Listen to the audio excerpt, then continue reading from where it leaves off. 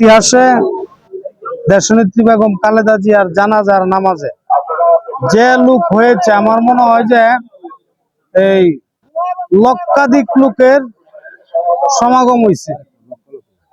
ঠিক আছে, লক্ষ লক্ষ লোকের সমাগম হয়েছে। এটা মানে অগণিত লোকজন, এটা কোনো হিসাবের কোনো নাই যে একজন এক কানিতে হিসাব করবো, এটার কোনো নাই।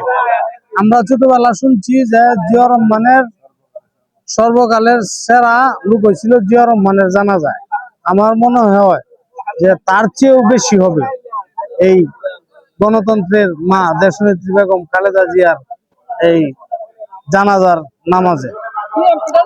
এন লোকে লোকারণ্য টু উপরে দে দেওয়া ভাই, কোরআনদের টু উপরে দে দেওয়া ভালো হয়ে সুন্দর হয়ে।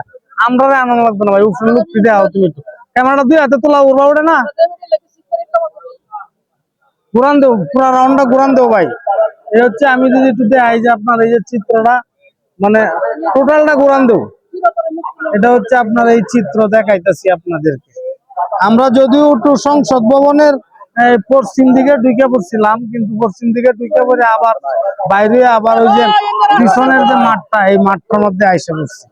কিন্তু দেখা গেছে কি যে আপনার লোকের যে অবস্থা, মানে মানুষের এই দেশের এই ক্লান্তি লগ্নে যে মানুষটিকে হারালাম আমরা, সেটা আসলে আমরা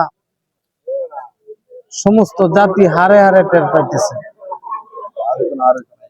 আর হবে না এরকম মানুষ বাংলাদেশের ইতিহাসে, দ্বিতীয় খালেদা জিয়ার মতো আর এরকম মানুষ হবে বাংলাদেশের ইতিহাসে আমার মনে হয় আর কোনো সম্ভাবনা নাই।